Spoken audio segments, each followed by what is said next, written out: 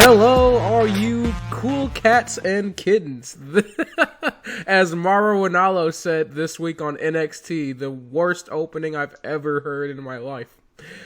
We welcome you to the Revolution Pro Wrestling Podcast. My name is Marcus White. I am your world champion, because I would never say anything like that. Fight mode Nick Cavalli. And so, obviously, this is the Wednesday Night Wars. We're going to just go ahead and kick right off into things. We're going to start with AEW this week. Going to switch gears a little bit, go a little differently. So, All Elite Wrestling. Just out the gate, and let you guys know, this wasn't a great week for AEW, I thought. It started off alright with this Jake the Snake promo. He starts off, says, "Here we are again.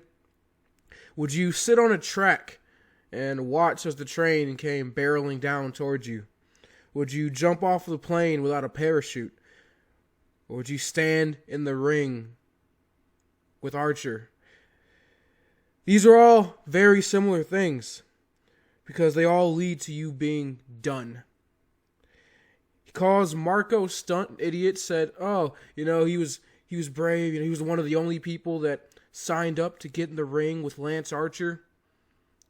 But it's better to have everybody think you're a fool than to speak up, or in this case, show your actions and let everybody prove it.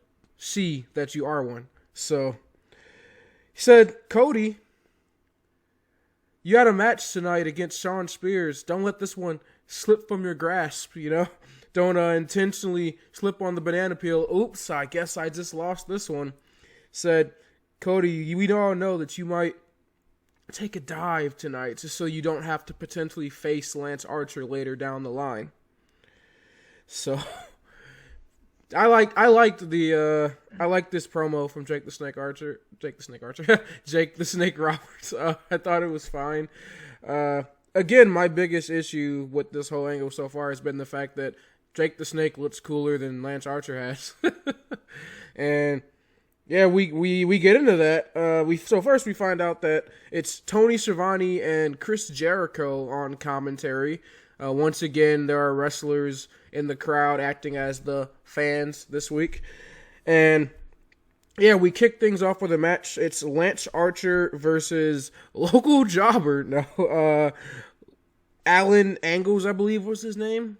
So this was exactly what you thought it was. It was a squash match. Blackout for the win. Cool.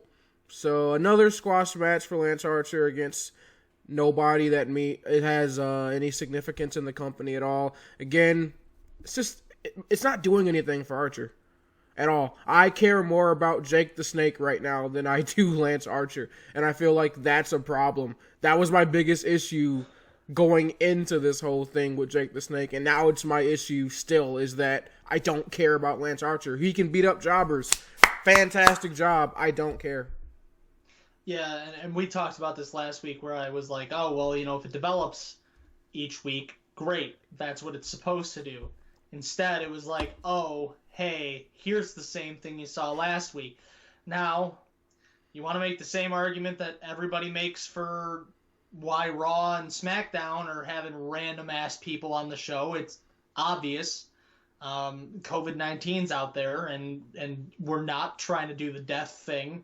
But my problem with that is that you have your wrestlers sitting in the crowd, so we can see they're there. So pluck one of those guys and throw them in the match. Let's go.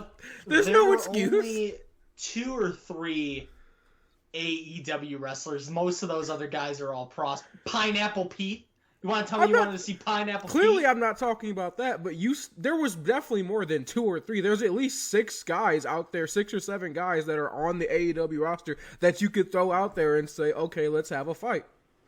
It's just weak. I think you did better with Marco Stunt last week because at least he's on the AEW roster. Who's this guy you're throwing out there that I've never heard of getting scored? That should have been the first match. That should have been. If then you want to throw out Marco Stunt this week, I have less of a problem. You started with an AEW talent and then you went backwards with somebody I've never heard of before. What are we doing, guys? This is horrible. I don't care about Lance Archer. I really don't. Match that I looked at and went, wow, this reminds me of Raw. And I never want to say that, ever. Yeah, this is like, remember how upset you were about Raw after Mania starting off? This is like that. Like you're starting AEW Dynamite with this. This is horrible. So this is the Seth Rollins versus Dejonette match or whatever. Yeah, whatever that dude's name was, I don't care. Yeah. But we move on now. That's the only time that I looked at it and went, yeah, this is awful. So we move on now to women's action, as it's going to be Britt Baker versus Hikaru Shida. And some damn good women's action. It was all right. It was. Oh my god! Of course, it was all right. No, it was all right. It wasn't anything to write home about. It was an okay match. Both of these women had very good in-ring psychology. For those of you who are not following the storyline, there's a storyline where Hikaru Shida's kendo stick has been stolen, and she's trying to figure out who stole it. Everybody and their mother thinks it's Britt Baker, so that was an additional portion of the match. Of course, this match was made best by Britt Baker getting broken open hard way when she busted her nose, and blood just started pouring from her nose.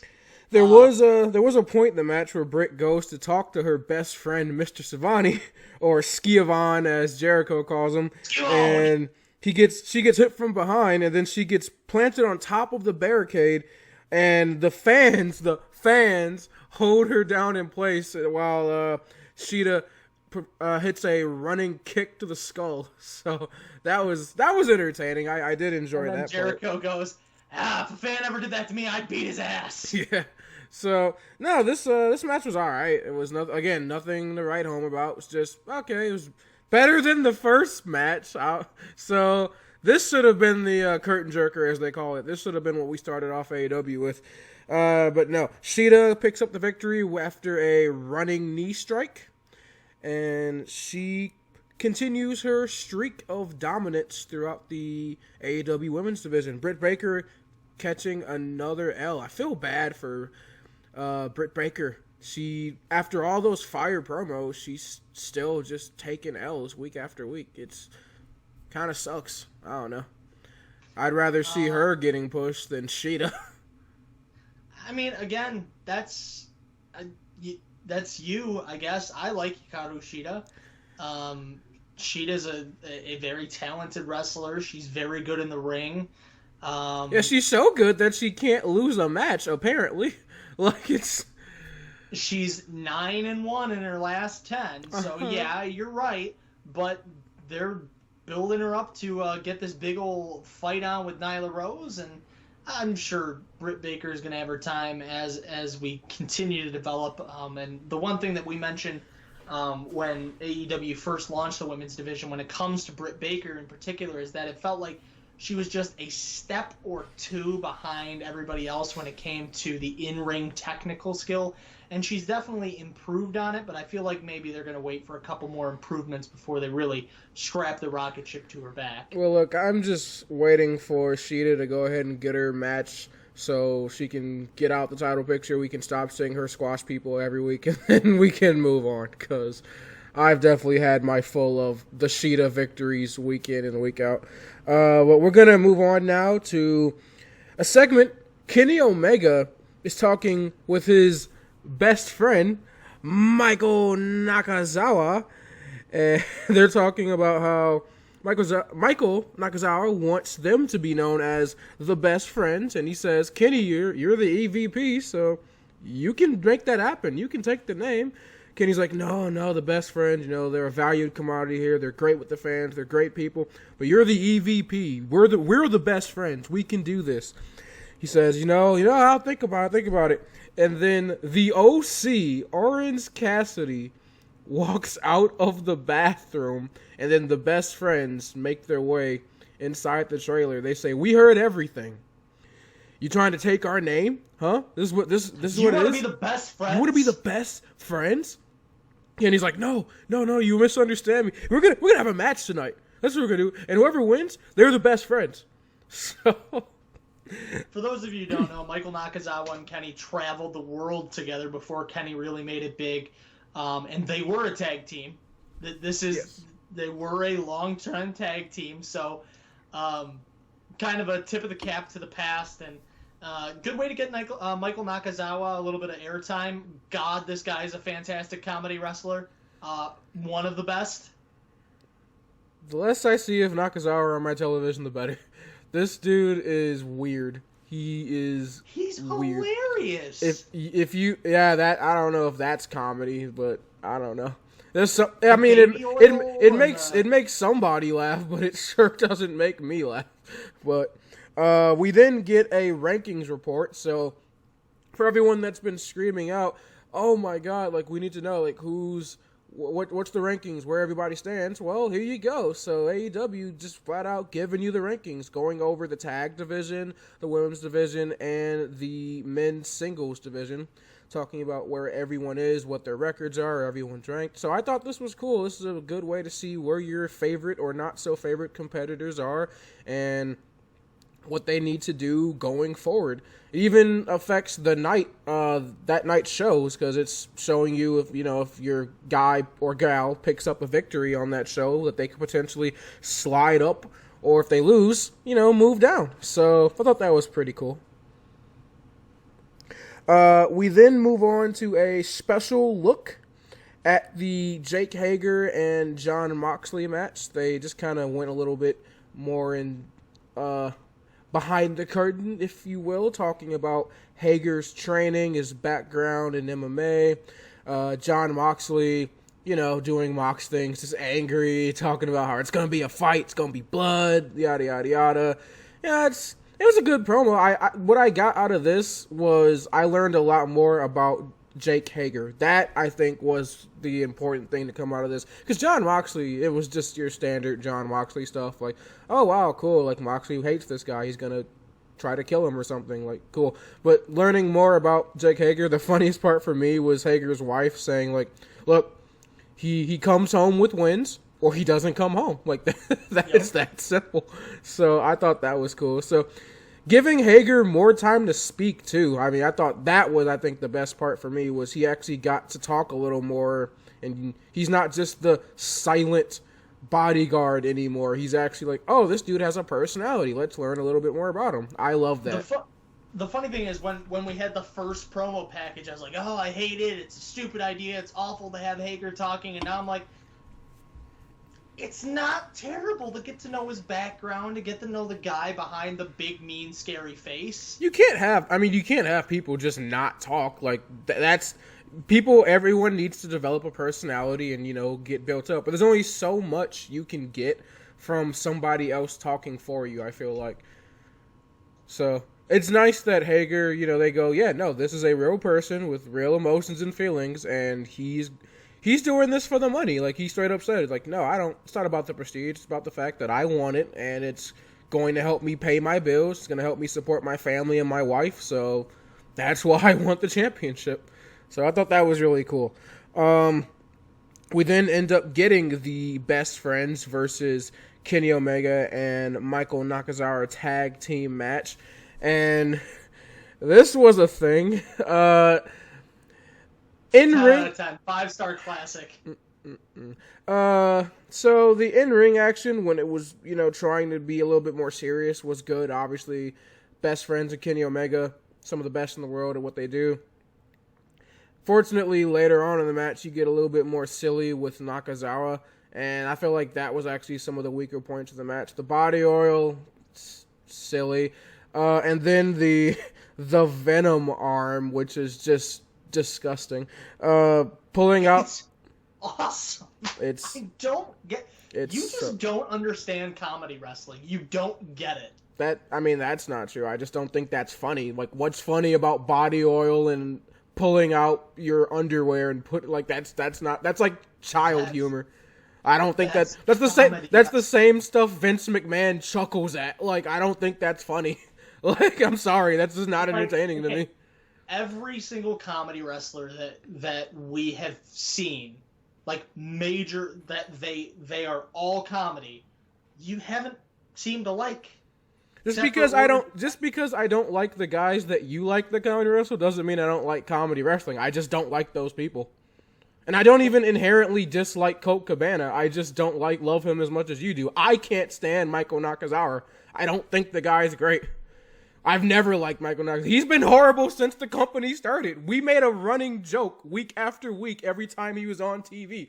There is nothing great about Michael Nakazawa. He brings nothing to the show. He was the worst part of the match. Like, we was like, yeah, this is a good match. I was enjoying myself, and then Nakazawa comes in and just drags it all down. The best friends against Kenny Omega. Like, yeah, he's the worst part of the match, but he was still funny. Give the dude his due. I don't think it's funny to. I took my underwear out, put it on my hand, and rubbed it against someone's face. That's like second grade humor. That's not funny to me. I'm sorry. I don't find that entertaining. It was even the same thing like with Santino Marella and the Cobra, like the whole pulling something out of your underwear to put it on your hand. Even with the only thing with Mick Foley was that like it was more about the fact that it was a legit mandible claw, like pulling down like that's, but like the whole like just pulling something out of your underwear and oh my god, it smells, it stinks. That's not funny to me. That's more gross than anything. I just don't find that entertaining. Sorry. I'm not a second grader. I don't know. I just don't think that's funny. But, yeah, he accidentally hits the Venom arm on Kenny Omega, which, oh, God, the Venom arm.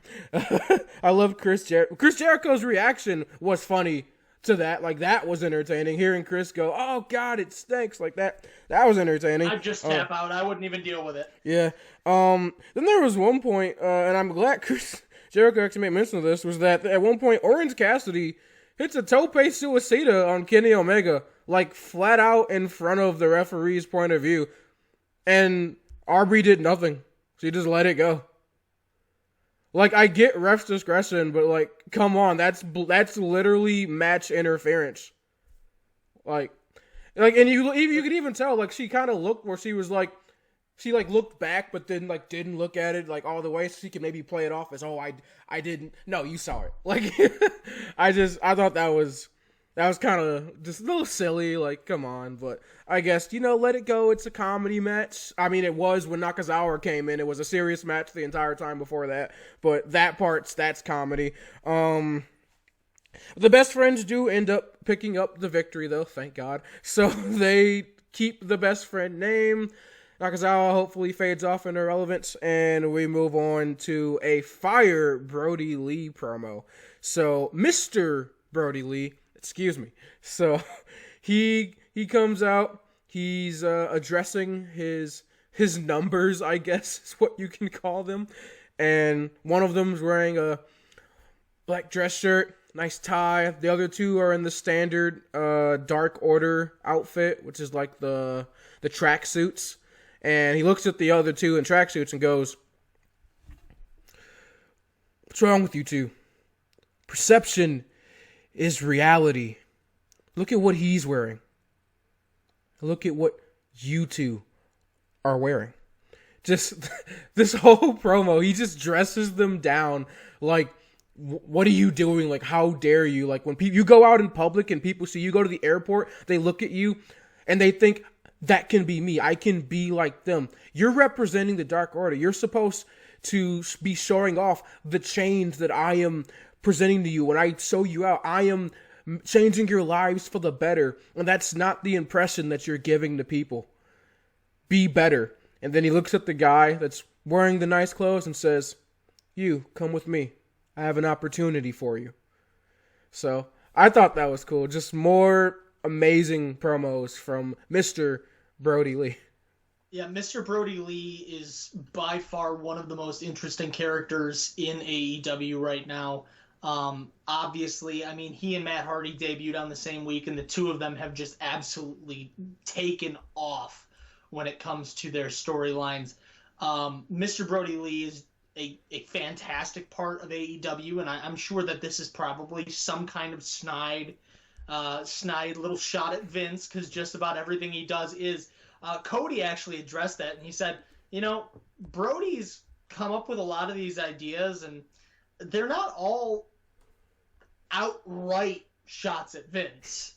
They're outright shots at what kind of boss you don't want to have lead you. And if that just happens to be Vince, that's Vince. So, although I suppose Cody didn't say that last bit, that was my inference. So this is interesting to see, and of course we do get Brody Lee in a match later and another jobber. But yeah, that was I'm just the thing that AEW did really well this week was they pushed a lot of their storylines without having any major matches with those storylines. They despite it being a squash match, pushed the whole Lance Archer story with Jake the Snake and Cody. They pushed the storyline with Brody Lee. They later pushed the storyline with Matt Hardy, which, by God, we will talk about. But they push a lot of their storylines forward, which is really good. Just some of the matches were not great at all. Yeah. So right after that fire promo, we get just real quick Britt Baker backstage. She was asked, "Do you think that Sheeta, is living up to her number one seed or number one rank in the women's division besides the champion?" And she goes, "I'm a dentist." Are you? Yeah, pretty much. Like, she's like, "Are you kidding me? Like, no. Did you see her? Like, she is one of the most dirty wrestlers in the company. I mean, she look what she did to my nose. Like, she did to my face. She's just lucky she didn't hurt my teeth. But if she did, I could fix it because I'm a dentist." Then walks away. So that was cool. I like it. I like Britt Baker. I'm a dentist. I like the running joke. But then we get a promo from Damascus, Matt Hardy. You're getting it. I called it on WrestleMania night. What? We are getting it. Yes. So he is at the Hardy compound, and he essentially just starts dressing down members of the Inner Circle one by one. The whole of the ass. He calls Sammy Guevara. He says, "You're the Spanish god. Sammy, you're a false god and a false Latino. I bet you don't even know how to speak Spanish." He calls Proud and Powerful loud and devourable.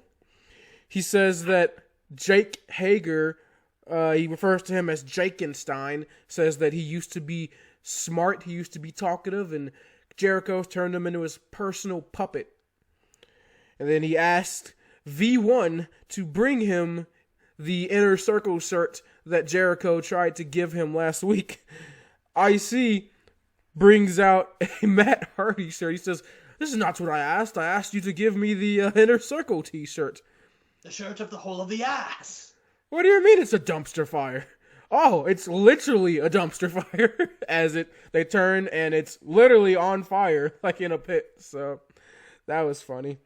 And he then goes on to invite the whole of the ass to the Hardy compound in a elite deletion. So I like that. Oh my! We're gonna be getting it. It's like that is where we're headed going forward.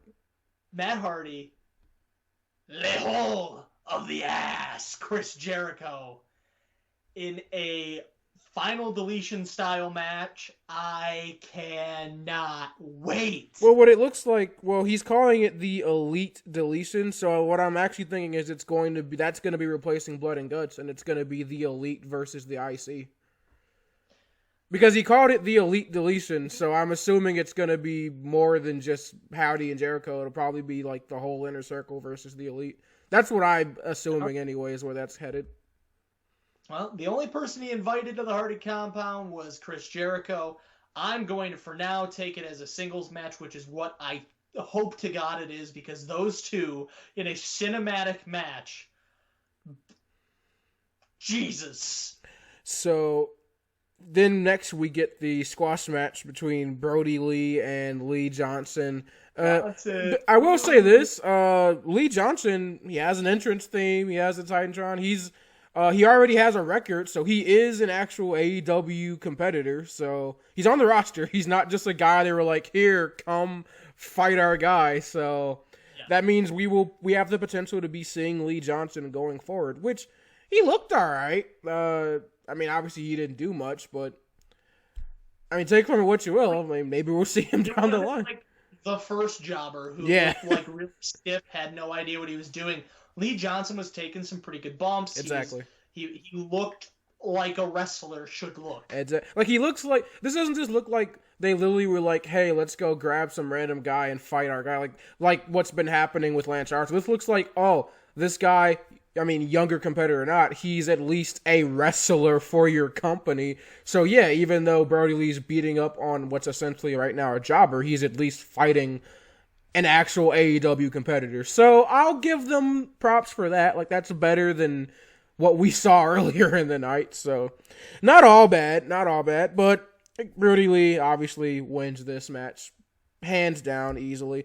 After, though, he's walking over outside the ring. He walks over to Marco Stunt. He's just giving him a look. He's just eyeing him a little bit, which good to see Marco Stunt's okay after the I don't even know what to call it, the slaughter, I guess, that happened last week with Lance Archer. So Marco looks fine. Maybe too kind of a word.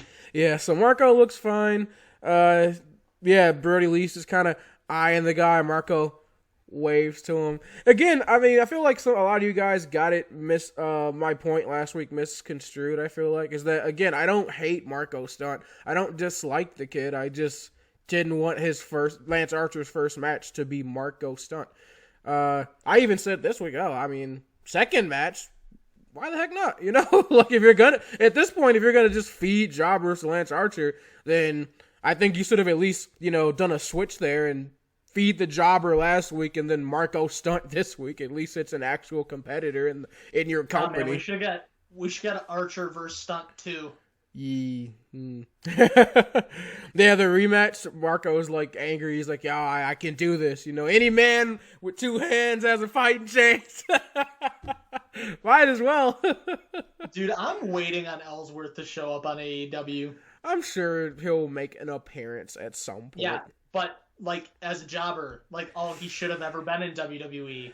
Yeah. So we kept main SmackDown against AJ Styles. Like, you didn't love the Ellsworth angles at first when they weren't horrible. It was hilarious for the first 2 weeks. Again, like, you can do and that's, I guess, another point I can use is that, again, that shows you I don't hate comedy wrestling. Like, Ellsworth was fine. Like, I enjoyed watching that. It was just, after a while, it gets like, what are we doing here, guys? So hopefully that's not where this goes. But main event, Shawn Spears versus Cody in the first match of the quarterfinals for the TNT Championship. And this was a really good match. I really enjoyed it. I don't know what your thoughts are. Yeah, this match was absolutely fantastic. I mean, these guys have such great chemistry in the ring. They've been working together for, Cody said going on 15, 20 years now. So these guys have been working a really long time together. They have a relationship going all the way back to OVW, Ohio Valley Wrestling, which was the precursor, one of the two precursors to NXT. So these guys they put on a fantastic match. Spears looked awesome. He looks like $1 million every time he's in the ring, except that one time. And then Cody just did Cody things. Yeah. But it did feel like maybe Jake Roberts gave us some foreshadowing at the beginning of the night. There were points during the match where I'm like, I just feel like maybe Cody's not giving it his all right now. See, well, that's an interesting perspective because I looked at it as more of a Shawn Spears progression than Cody maybe taking this foot off the gas a little bit. But that is one, I guess that is one way to look at it. I just, again, the additional thing is I've always looked at Shawn Spears, or Ty Dillinger, if I must call him that, Shawn Spears as one of the more talented competitors in the ring. Oh, absolutely. Who is absolutely fantastic between the ropes, who knows what he's doing. So I never really look at it as a regression standpoint. Well, I'm thinking when he had Botchamania match. Well, I'm thinking it was just a bad night. I'm thinking kayfabe wise because in AEW he hasn't exactly had the most successful career. So I'm looking at it as like, no. I mean, we even saw last week in his match with Kenny, while he picked up the victory, Kenny was just outclassing him left and right. But in this match against Cody, like, you can tell maybe he learned some things. He's progressing as an athlete. He learned from their first encounter those many months ago. So I looked at it as Shawn Spears did his homework. He was prepared, and he looked really good in this match. I liked the addition of the weapons, even though, again, ref's discretion, which Jericho was even like... I like that Jericho addressed that Aubrey is playing it by playoff rules. Yep. He's like, yo, like, what's going on here? But, yeah, there were some table spots. There was one point where Cody gets suplexed on the guardrail. It actually got propped up on the side of the ring by Shawn Spears, and then Cody got suplexed for that. There was another point where Spears hits the C4 on Cody through the table that was on the outside. That only happens because Brandy Rhodes got up on the apron, and she was kind of like a weird distraction type deal, so that's what led to that. Then at the end, though, obviously Cody picks up the victory. He hits 2 crossroads on Shawn Spears, which everyone and their mother thought was the end of the match.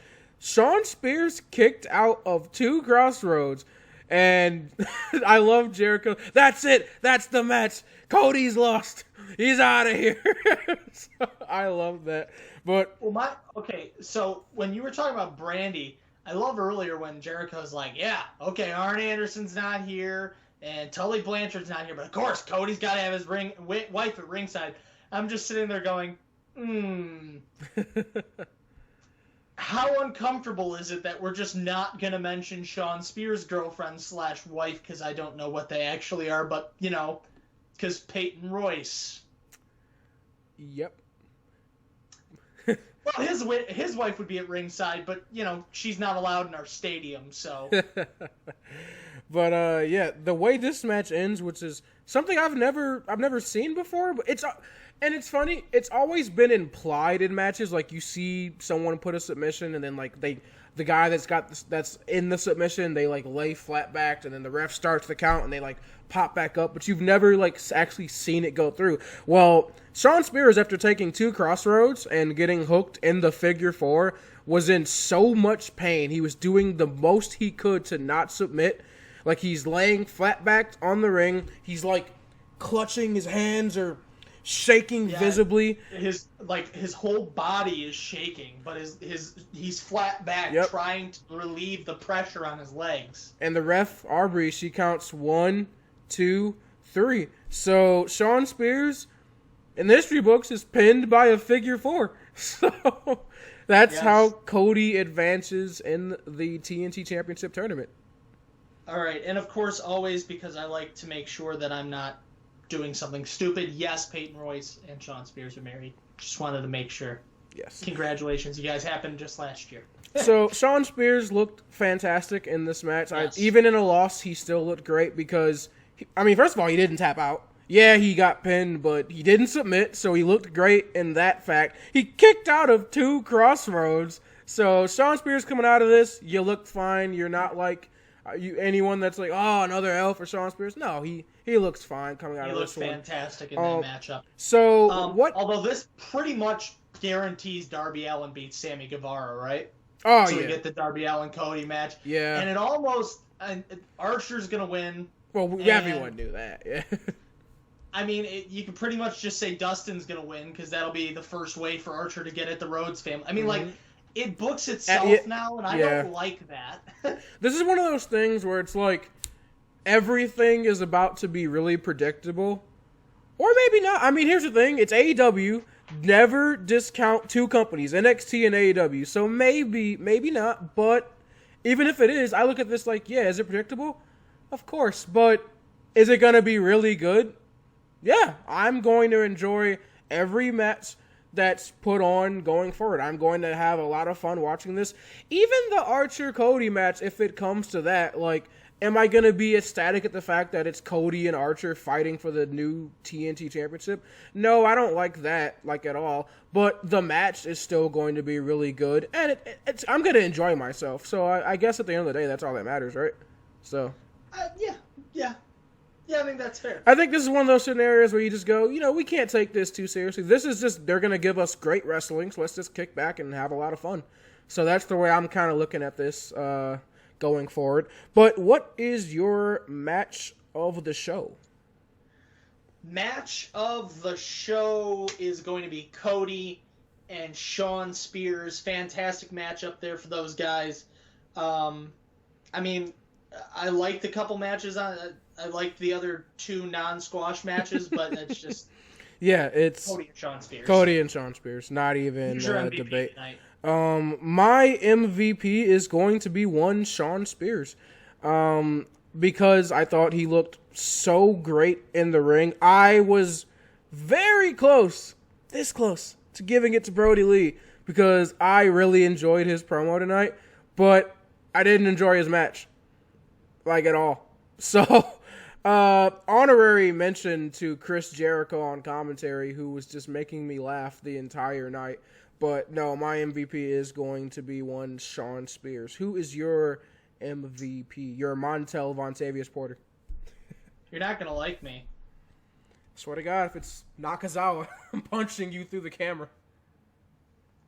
My MVP tonight is Michael Nakazawa.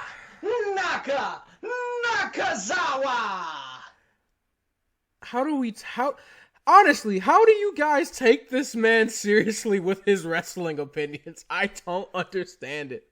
He's hilarious, but this is the thing. It's not the hilarity that gives him the MVP tonight. The hilarity is definitely part of it, and the work in the promo truck is Kenny's going, no, guys, I didn't mean it. Nakazawa goes, yeah, we're gonna be the best friends. We're the best friends. I think what really does it for me tonight is you look good in the ring, dude. Nak, you looked good. But most importantly, I think seeing your tag team chemistry with Kenny Omega, seeing the way that you guys work together, some of those unorthodox, if you will, tag team maneuvers that Jericho and Shivani were just throwing names onto, the miniskirt police and the Mongol trail and the hentai slide.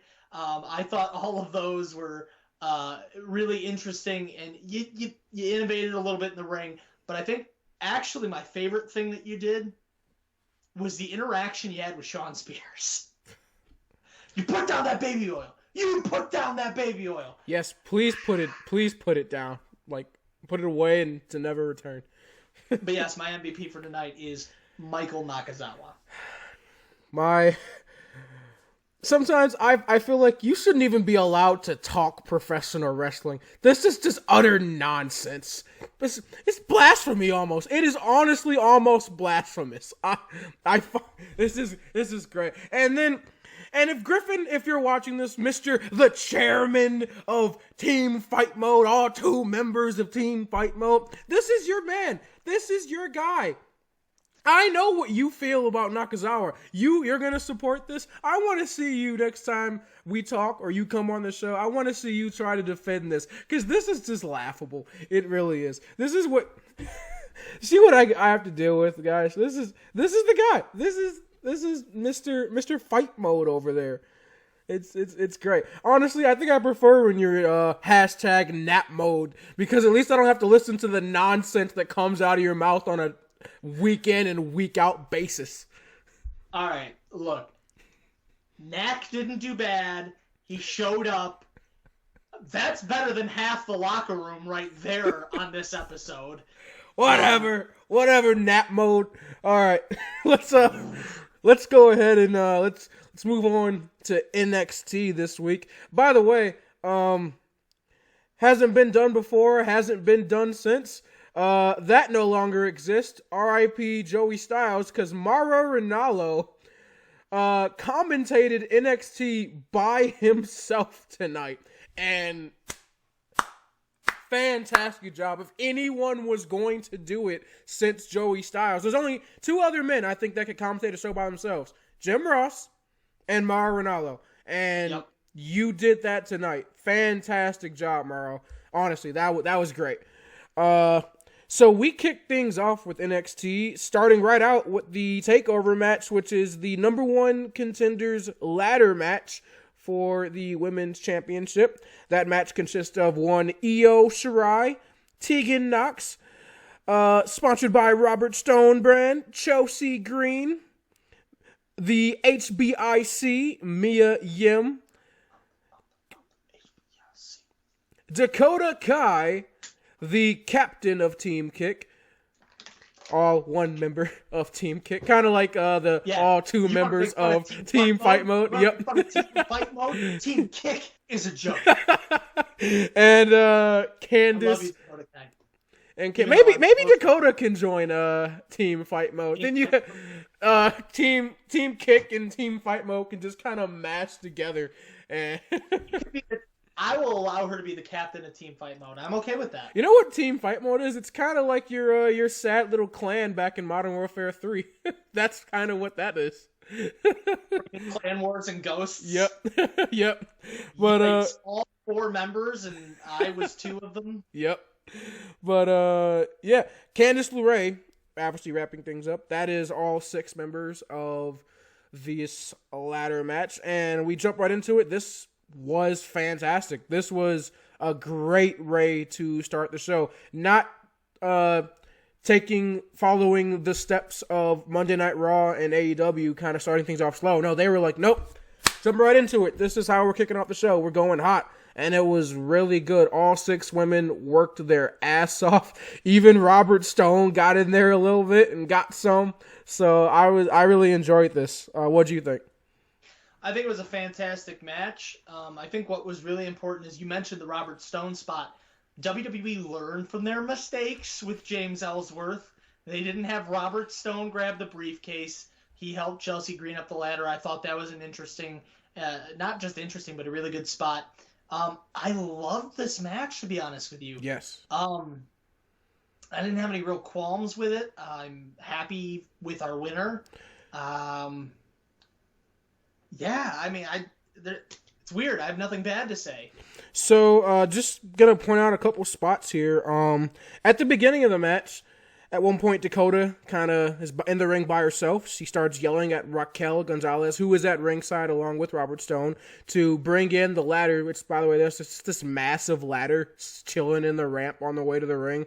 Not quite Jeff Hardy sized, but... Raquel, get the ladders! And Raquel took her sweet time grabbing this ladder, so much so that by the time she was about ready to hand it to her girl, Dakota, everybody else was already back in the ring. So everyone minus Chelsea and Io attack Dakota Kai. They all just kind of gang up on her. And then we, at one point later on in the match, we see Chelsea hits a double bulldog onto Io and Candice LeRae, who had started going at it. We all remember their feud from earlier when Candice turned on Io. A lot of moving parts in this match. Obviously, you've got the Io Candice LeRae storyline. Everyone knows the Dakota and Tegan Nox. That's been going back and forth. So then you've just kind of got these wild cards of Chelsea. And she's the wild card in this match, and Mia Yim, of course. So you were like, okay, they're just kind of there, but they filled their part. Chelsea looked. Yep. I say this was the first time where I was like, wow, Chelsea looked really good in the ring. She did her job. There's one part where Dakota and Nox were going back and forth, and then Lady Kane arrives. She hits Dakota with a big choke slam. All the way from hell. Yes. Later on, we see Mia Yim hits Chelsea with a chair. But here's the caveat there, is that Chelsea, she had her leg stuck in a ladder that was jammed in the corner. So Mia Yim hits her leg there. And for the rest of the match, Chelsea was selling that injured leg. She looked like she was in a lot of pain there. We then get one spot, and this actually took us into a commercial break, where Raquel Gonzalez gets in the ring, and she starts becoming a factor in the match. She tips over the ladder as Io was climbing up, and Io, so agile, leaps onto the top rope and ends up hitting a splash onto all the competitors that are on the outside. We get at one point Raquel starts helping Dakota up the ladder, who injured herself earlier in the match, but Mia Yim and Candice LeRae both put a stop to that. Mia ends up going for a power bomb on Raquel, who there's actually a table right outside the ring, and Tegan Nox climbs up the top rope, grabs Raquel by the throat, and it's a choke slam power bomb combination, planting Raquel and Mia through the table on the outside. But Tegan actually couldn't celebrate very long because Dakota ends up kicking Tegan off the apron and she falls straight through a ladder, and that took her out. She was gone for the rest of the match. It's at this point where Robert Stone is begging Chelsea. She's like, please, Chelsea, this is your chance. Everyone wants to see you win this match. He's begging her, please, please. So Chelsea gets in the ring and she starts to try to climb the ladder, but she's like, I can't, I'm hurt, I'm injured. So yeah, that's what you talked about. Robert Stone gets in the ring. He climbs up the other side of the ladder, and then he starts pulling Chelsea up the ladder. But then Io and Candice get back in the ring, and they actually team up to knock Chelsea and Robert Stone off the ladder. So Robert Stone, pretty sure he's dead, because when he fell off the ladder, he went face first into the turnbuckle. And then Chelsea Green had also had a pretty bad landing. She kind of got her legs stuck on the top rope, and then she fell off into the outside. So both people there did not have a necessarily safe landing there, especially, again, Robert Stone. Hope he's all right. Hope Chelsea's all right. But we get the end of the match. Io and Candice, they're on top of the ladder, fighting back and forth.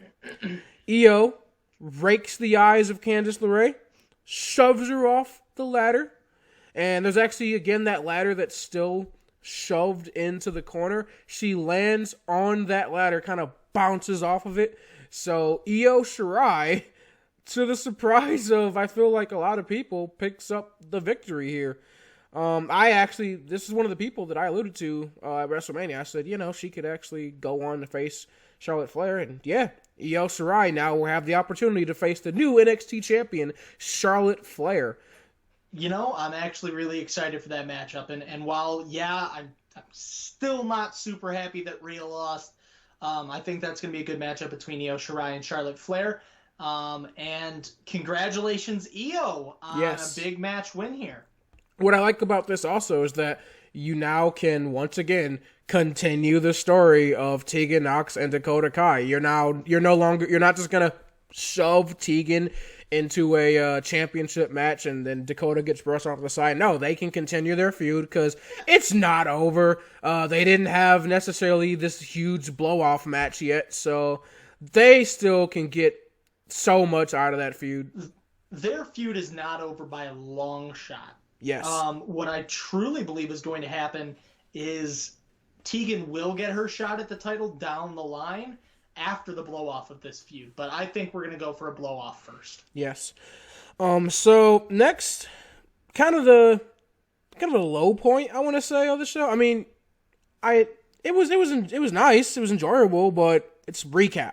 So they recapped the Finn Balor and Imperium storyline, because obviously that kind of had to put a pause on that because of the COVID-19 crisis. So they showed when Balor went to NXT UK and he had a match with Alexander Wolf. They recapped that. And then after, Finn Balor talks about how him and Walter are a lot alike.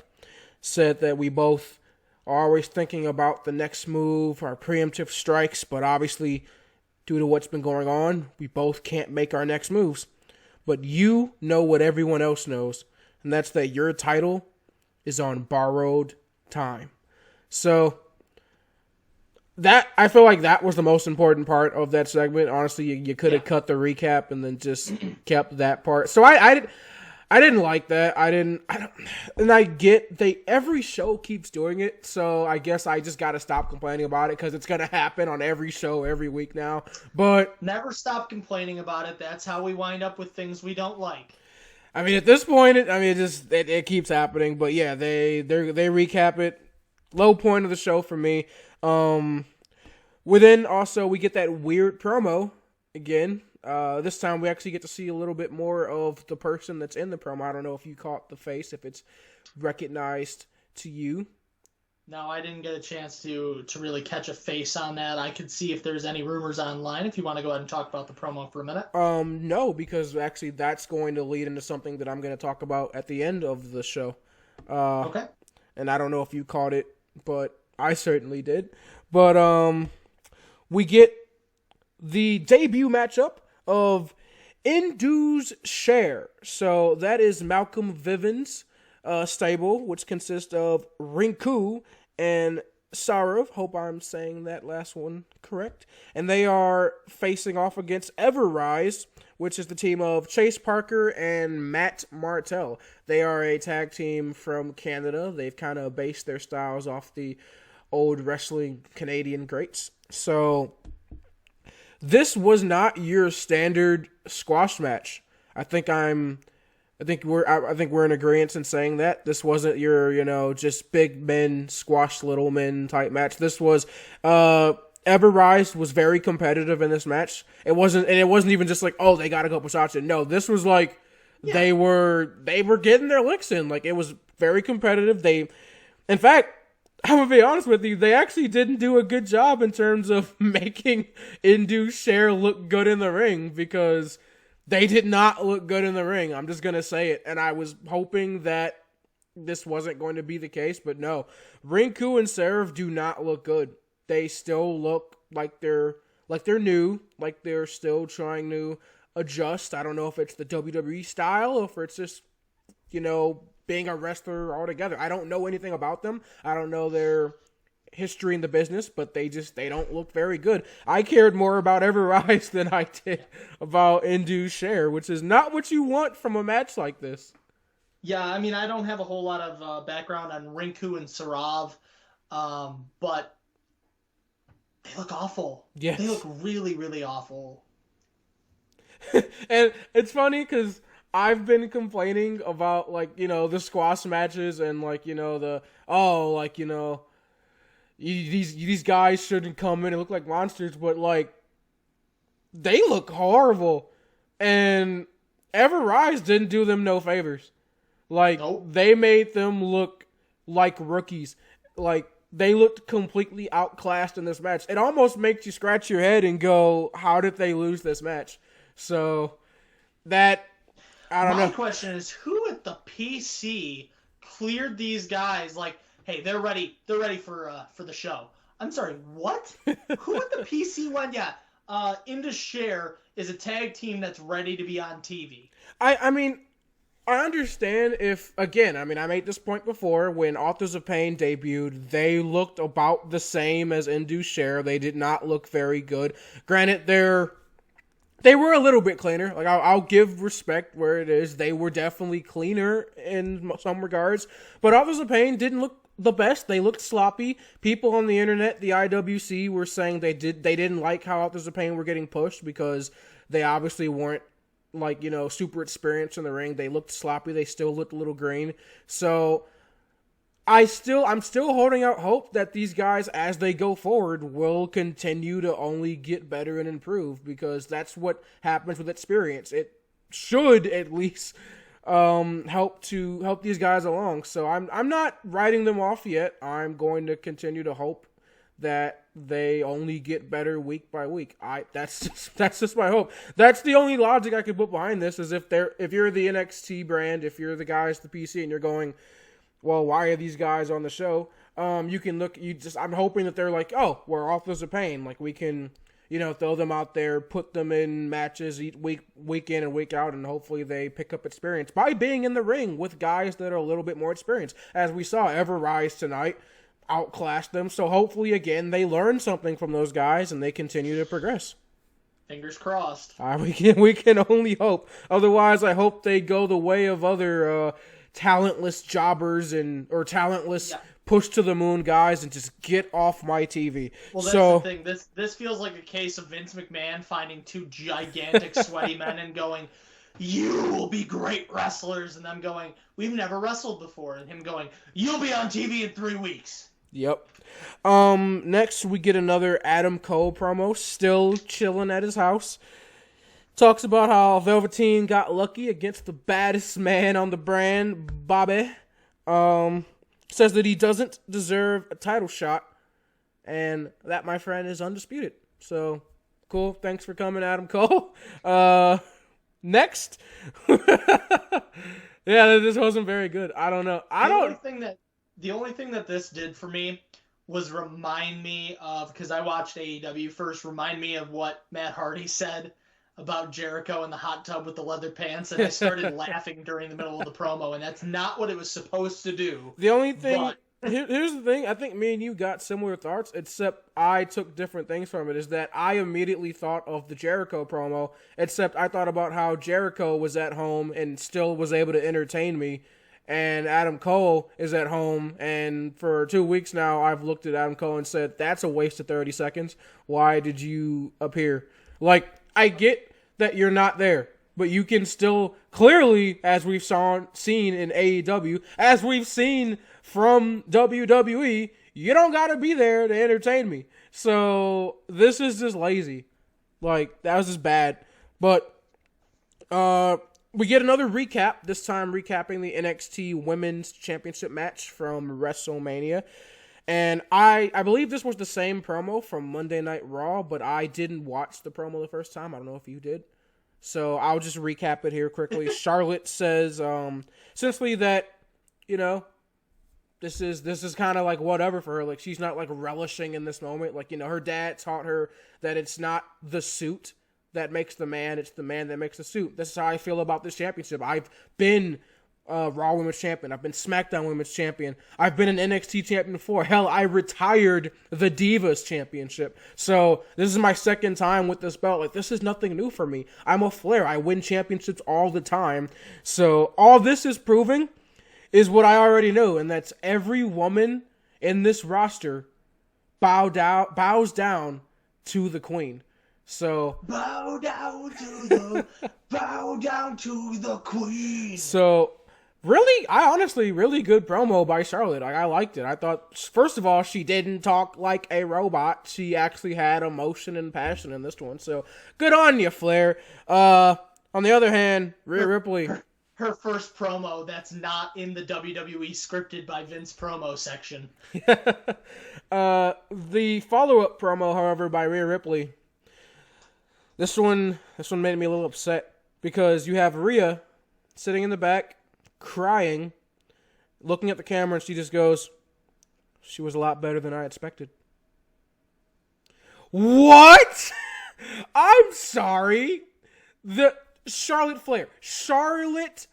Flair, the woman who ended Asuka's undefeated streak, the 10+ time women's champion, that's Charlotte Flair. She's a lot better. She's a lot better than I expected. If that's the case, you just didn't deserve to be the champion. That's trash. That is utter trash. I'm sorry. Who wrote that garbage? That's horrible. That really is. That's just bad. And you make Rhea look stupid. You make her look pathetic. She's in the back crying. Like, this is just horrible. Like, she was a lot better than I thought she was. What do you... Literally the best woman in probably wrestling history. Yeah. Maybe Tessa Blanchard. But still, like, what is wrong with you? Yeah. Who wrote this garbage? Horrible. It was so bad. What do you mean it's a fire? Oh, it's a dumpster fire. Dumpster fire. Yep. Horrible. I was just like, I was mind blown. I was like, I can't believe that she really just said that. I don't know who wrote that, but horrible. Let's hope that's not one of the ones that was unscripted and that was Rhea, because if it was... Yep. Rest in peace. But, finally, I don't want to waste any more time. We all know what you all were here for. We all know what everyone tuned in to NXT for. It's the Black Heart versus the Rebel Heart. One final beat. So this was the main event of NXT, and this was like an hour-plus long match, which is exactly what it needed to be. So, all right. Before we get into this, I personally enjoyed the match. But what we need to do is, there are some major critics out there right now who are ripping it to shreds. And I don't get it. I just want to address the elephant in the room that somehow us, I assume you like this match, liking the match is not the popular opinion of a 1 hour classic. If there's any critique you're going to have for this match, it would be the ending. And justifiably so, I would say. And I'll get to my opinion on that. But that's the only thing you could say was if you're going to critique this match. I don't see anything else wrong with this. Especially if you're the same people that are sitting back and going, I love the Boneyard match, I love the Firefly Funhouse, and then you don't like this, Well, see, but some of these critics are out here going, well, you gave us the Boneyard match and the Firefly Funhouse match, and the production was so much fun. I don't care about the production. I'm worried about the content of the wrestling match. How many times have I been the guy to go, I don't care about story, I don't care about about production, I just want to watch good wrestling. One of my favorite matches is from the mid-90s ECW. Like, that's not good production. I don't care. I'm mind blown that people are even making that point as a reason to dislike this. This has no. Dark, smoky location. These are 3 different style of match. The more fair comparison would be to compare it to the Randy Orton Edge Last Man Standing, because this was not some pre-taped multiple shoot masterpiece where they're throwing in different lighting and no, this was just 2 guys in a random location fighting for an hour. That's what this was. This wasn't supposed to be This wasn't supposed to be some super technical promo. I don't even know what they were expecting. What did you expect from Johnny Gargano and Tommaso Ciampa, the last fight? What did you expect? I expected them to beat the living shit out of each other. Yes. If you expected anything else going into this match, then I don't know what's wrong with you. To the critics out there that are by the way, I didn't know that, by the way. I had no idea that was a thing, so thank you.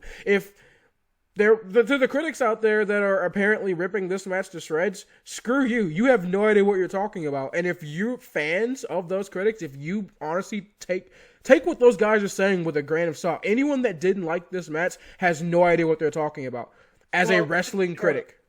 To be fair, I liked the match, but my MVP was Michael Nakazawa, so I suppose that my opinion... Yeah, maybe not take his opinion so well. Take my opinion. This was a really good match.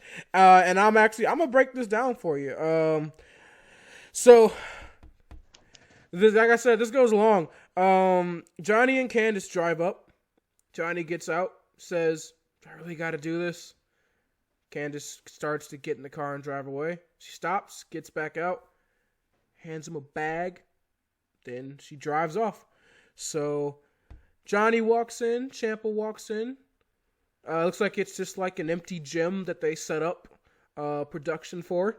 Triple H is chilling inside the ring. He says, all right, this is the end.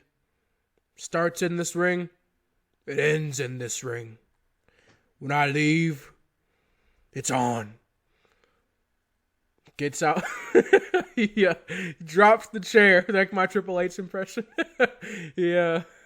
That just morphed into so many different things. Oh man, it's beautiful. It was great. Never, you know what? Never do any other impression. You need to talk like that the rest of your life now. To talk like the game. So Triple H drops the chair center of the ring, like he said, walks out. They immediately rush towards the center. But Ciampa kicks the chair out the way, says it's not going down like that, and they just start fighting. I mean, just going to town. From there, it's a fight the whole way. You have Ciampa kind of talking crap, to asking Johnny, who are you going to replace me with, Johnny? Who are you going to replace me with? Johnny, at one point, starts focusing on the leg of Tommaso Ciampa, asking the whole time, how many surgeries? Huh, Tommaso? How many surgeries? Huh, tell me. As he's just beating down on the broken down leg of Tommaso Ciampa. Later on, we get trash cans and lids introduced into the fight. This one part that I really enjoyed was Gargano has Tommaso Ciampa, and he just starts picking him apart one by one, targeting the different areas that Ciampa has had surgeries on. He starts saying, let's see, you had the torn labrum. Hits him right there. The ACL. Hits him in the leg. Oh, and how could anyone forget the neck? That was, it was so great. All the while, by the way, the referee for this match, who we find out his name is Drake, fantastic. He did a really good job selling the point that this was just a fight. Whole time he's just going, guys, like, this is your best friend. Like, what are you doing? You're going too far. Like, the whole time he's just saying, you're going too far, Johnny. He's got a bad neck. What are you doing? Johnny goes, I know he's got a bad neck. After that, Johnny gets his head driven through a steel chair. Tommaso gets outside the ring. Johnny goes for a tope. He goes to jump over the ropes and deliver an elbow drop, but Ciampa smacks him in the face with a one of the trash can lids. Then this was kind of brutal. He takes a steel chair, wraps it around the head and neck of Johnny Gargano, and throws him into the post. And not having any crowd really adds to the ambience here. You can just hear Johnny gasping, sucking on what little air he has, just gasping the whole time, choking, coughing. Meanwhile, you have Ciampa just mocking him the entire time. He then, after he did it, he just started stomping on his head and neck repeatedly, just driving his foot into the chest of Johnny Gargano. He then grabs a crutch, starts choking Johnny with the crutch. Says, I did all this for you. I didn't do it for the people. I finished my ACL for you. You were my best friend. I did this for you. But then Johnny makes his way over to a box full of equipment. Inside just happens to be a fire extinguisher, and he sprays Ciampa in the face with an extinguisher. He then gets powerbombed, though, through a table. We then see Ciampa rip apart the ring, start taking it apart, pulls up the mat, exposing the wood underneath. Drake at this point is just saying, Ciampa, that's too far, man. Like, come on, this is enough. Ciampa said, no, I want to. That's enough of the lies, no more. But then Johnny leaves the building, to which Ciampa starts screaming out, it's gotta end in here, Johnny. So Ciampa chases him out of the building, gets hit by a cart, and then he gets thrown into one of the trucks sitting on the outside. So they start fighting a little bit more. Then they both climb on top of the semi-truck, kind of similar to the Randy Orton and Edge match from WrestleMania. So they're fighting on top of the semi. Then their fight actually leads to them going back inside the gym. Ciampa's looking for Johnny, who catches him off guard, leaps off the top of the bleachers, and puts Ciampa through a table. And then honestly, the most brutal spot of the match, I thought personally, is that, and I always forget the name of this move, so I just call it the Celtic Cross. I don't know if you remember the Airplane name. crash? The air raid crash. Yep. Ciampa hits the air raid crash on Johnny Gargano from the top rope, and they landed on the outside. I might agree with you, but I think that might be the second or third most brutal spot in this match. Hearing them land on the outside, hearing the ribs crush, Johnny gasping for air. And then there's no like pulling on that. Like, there's no way you can fake that. That was just flesh eating concrete. Like, that was just bad. But within after that, we see believe it or not, the first pin of this match. Johnny kicks out. We get the Gargano escape on Ciampa with the crutch, a throwback to their first meeting when Johnny hit that on Ciampa, except it was with the knee brace that time. But Ciampa uses a can lid that's inside the ring, starts smacking Johnny with it, uses that to get out. We then see a flurry of super kicks from Johnny Gargano, each time saying Ciampa is a failure as a man, as a husband, and as a father. And the whole time, Tommaso Ciampa's laughing in his face, like maniacally almost. And Johnny's just going, "You're laughing? Yeah, you're a monster." And then Ciampa gets the advantage and starts beating the hell out of Johnny Gargano with a crutch. I mean, going to town with that crutch. All the while just berating him. So, you want to say it now? Say it now, huh? He then puts in a crossface with the crutch. And Drake, the referee, gets a little bit too close. And Johnny, in order to prevent tapping out, pokes Drake in the eye. So he's able to get out of the crossface. After that, he then hits Ciampa with the broken crutch. And then you have Drake, who's still like grabbing at his eyes. He's on the outside of the ring. He's hanging up on the apron. And Ciampa goes to hit Johnny with a running knee. Johnny gets out the way, and Ciampa actually connects with the referee with the running knee, sending him flying to the outside. After this, we get the Widow's Bell on to the exposed wood of the ring. Yeah, that was the one that I thought was the most brutal. A Willow's Bell to the exposed wood planks of the ring. To hear that was brutal. Unfortunately, there was no referee to count the pin. So, Johnny, at this point, takes both of his hands and plants them on Tommaso Ciampa, who just snatches it away. They both grab a piece of the crutch that had been broken earlier in the match, and they smash each other with it. Both men go down. It's at this point that Candice LeRae comes into the gym. She's looking around. She sees the carnage. She gets in the ring. She starts crying. She says, "What's wrong with you two? What are you doing? Looks at her husband. "Johnny, what is wrong with you? You're not the man I know." She's crying the whole time. She says, "Ciampa, is this what you wanted? I hate my husband. Is that what you want? I hate him." So then looks at Johnny, who's in no position to fight anymore. Says, "Go on, Ciampa. Finish it. Finish it. Or you're not going to? Then I will." Kicks Johnny Gargano straight in the bollocks. And then gets out the ring and walks out.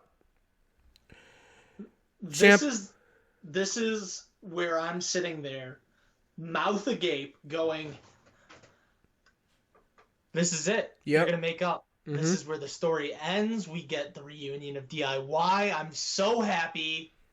That's what I thought. I feel like this is what I personally what I thought they were gonna do going into the match. I feel like a lot of people also felt that way too. That they weren't gonna put a winner. They were going to something was gonna happen, and they were just gonna end it. They were just gonna make up. So I was emotional. I was like, "Oh, this is it." You have Ciampa standing over his broken, battered friend, just looking at him. I'm sorry, Johnny. It was just the shock of seeing Candice, his best friend's husband, come in, berate both of them, and then do that. It kind of like struck a bell and rung a bell in Ciampa's head. Just, what are we doing? Like, this is farther than wrestling. And the fact that he lived with them. Yeah. When they first got married, when they first started working together, so he's a part of that family. You know, yeah. He was like, "Johnny, I'm sorry. I didn't realize it. Like, I'm sorry." Johnny's like, "I'm sorry, man. I'm sorry." They both are apologizing to each other. And then out of nowhere, Candice... Ciampa, "I'm sorry." Candice LeRae kicks Tommaso Ciampa in the nethers. And then it's at this point, Johnny starts feeling a lot better. Reaches in his pants, pulls out a cup. It was planned the whole time. That was what was in the bag that Candice gave to Johnny at the beginning of the match. And Johnny Gargano hits a fairy tale ending On the wood. Tommaso Ciampa. On the exposed wood. Yikes. For the win.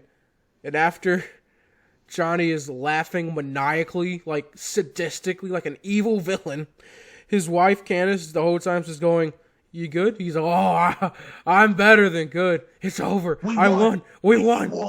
He's ecstatic. He's so happy that it's over. They leave the building. They start walking to the car. They get in. They drive away, and that's the end. Now, this is, or if you missed it, what I alluded to earlier. As Johnny Gargano and Candice LeRae were walking to their car, there was another car that was parked next to theirs. And if you look in that car, you see that inside that car, Killer Cross and Scarlett Bordeaux are sitting in that car, observing, watching the whole time. See, and I was like, I feel like that's got to be a plant that someone's in that car, but I didn't take enough stock in that. Yep. So much. This was everything that it needed to be. And this is where, again, my only critique with the end of the match was that they didn't do what I thought they were going to do. That it didn't end with DIY. Not even just coming back together, but just like saying, no, it's it. This is over. I don't think you needed to put somebody over in this match. Because the whole time I'm watching this match, I'm thinking, God, who do you put over? I mean, who walks away with the win here? I mean, do they do what they've done in the past? Is it Johnny Gargano again? Do they give it to Tommaso Ciampa? They say, Ciampa, you've been anointed. This is your show. Like, what do they do? How do they go forward with this? And just the way they end it with Candice LeRae getting involved. That for me was, when it happened, I was just like, oh no, not Candice. I was so upset about that. I felt like I loved when she was incorporated, just showing the emotional involvement in that, but this has been so personal between Johnny and Tommaso, and this is supposed to be the end. This is the end. And for you to wrap this up with Candice LeRae getting involved, it soured it for me. It didn't ruin the match. Nothing could have ruined this match, but that just wasn't the way to end it for me. My only critique, they did a good job. They teased what we all thought was going to happen. The right person went over. Somebody had to go over. Johnny Gargano being, a little bit younger than Tommaso Ciampa.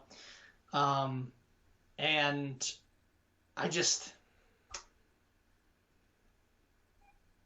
I think it would have been perfect for Johnny to do this, to turn on Ciampa. Ciampa's out here apologizing after what Candice does, and Johnny's the one who delivers the low blow and then the fairy tale ending. I think Candice's involvement should have been limited to the low blow to Johnny. He could still be wearing a cup. That's fine if you want it to be that they schemed it, but Johnny should have been the one that hit him. That's the only flaw I see. So, first thing, Tommaso is only 2 years older than Johnny. So, in terms of if an age thing, I don't think that really has anything to do with who should go over in this match. I feel like, personally, the way I was looking at it, if you were going to put someone over, I honestly felt like it should have been Ciampa. What I was expecting is, if you were going to have a victory, what they should have done, in my eyes, is after Candice delivers a low blow, you do the spot, you have Ciampa going, I'm sorry, man, I'm sorry. And then he goes, but I gotta end it. And then he puts away Johnny Gargano. He gets the victory. And it doesn't even have to be a vicious thing. It just kind of like a Shawn and Michaels Ric Flair type thing, where he's just like, I love you. Yeah, I gotta end this, for both of us. He puts him away, and then he's like, just the aftermatch, you could have a spot even where he's just like, he's hugging him. He's just like, I'm sorry. I'm just apologizing over and over again. I didn't want to. I had to end it. That's why I thought they should have gone if you were going to end the match that way. If you were going to put somebody over, I feel like that's the way you go about it. You keep the emotional involvement in it. You keep it between those two. You don't involve somebody else, and now all of a sudden, it's no longer about Johnny Gargano, Tommaso Ciampa. Now it's about Johnny Gargano and his wife and Tommaso Ciampa. And that's just, I'm so sick of the husband-wife storylines in WWE and involving your wife. We've seen it done to death, my God, Bobby and Lana for this last year have tortured us on Raw enough. Now I gotta see this crap on NXT. I'm so tired. Real on NXT. But I'm so tired of this first family BS where I don't want to see it. I don't need, especially not with this. Not with something that has been arguably the best storyline on a year-to-year basis on NXT. You don't need that. You don't need something so corny, so tired and played out. It just felt cheap. It felt like a cop-out. You didn't want to put somebody over clean as you can go in a match like this. But you didn't want to... It almost felt like the NXT, the writers were like, well, we want Johnny to go over, but how do we put Johnny over and end this without making Tommaso Ciampa look weak? Oh, his wife's going to help him. Like, it felt like a cop-out. Like, you were too afraid, you were too scared to do it, so you needed to reason your way out of it. If you're going to go this far, you just need to go all in. Just have some balls, man up, and just do it. Just go all the way in. You already come this far. If you're going to have a winner, have a winner. Just effing do it. We don't need this cop-out BS. That's what had me the most upset, was that it's just, you didn't need it. It's just unnecessary. It felt cheap. It really did. No, I agree with you entirely. Like I said, I liked her first involvement, and then after that, it was like, you don't belong. Yeah. Do I even need to ask match of the night? Maybe you do. I don't know. No, it's clearly Johnny Gargano and Tommaso Ciampa. Can I break the rules here and have 2 MVPs? Because I feel like you can't give one. You can't have one without the other. It's gotta be Tommaso and Johnny. You take one, I'll take the other. All right, then I gotta give it to Tommaso Ciampa. Yep, and then I'm gonna have to give it to Candice LeRae. No, to Johnny Gargano for his victory. Jeez. Mincing words after. Yeah, might as well be her. Candice won the effing match for him. So I'll definitely go with Johnny Gargano for my MVP. And then, we'll move on to the show of the night section. I don't even think this needs to be more than a quick 30-second NXT buried AEW this week. NXT came out. This was a takeover, essentially, is what this was tonight. Yep. This was a takeover. It was NXT TakeOver Tampa versus 4 guys in a gym who have never wrestled before taking on AEW stars. Yep. So NXT was leaps and bounds better. And again, it's not that AEW had a bad show. Some of the wrestling wasn't particularly great. I didn't have a qualm with any of the wrestling matches. The 2 squash matches sucked. The promo work was really good. It continues to look on the level of like a traditional sports, like a combat sport level, which I love to see legitimizing professional wrestling again.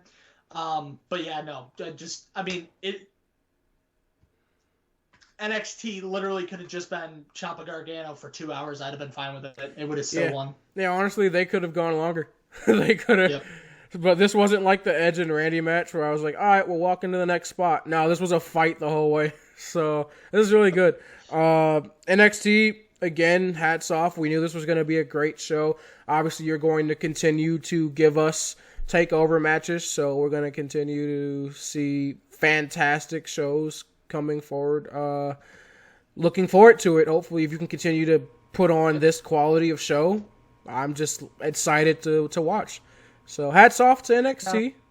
But for the all delete wrestling stand that I am, hopefully next week they can catch back up with the Moxley Hager match. Yes. And next week is also Colt Cabana and Lance Archer, I believe.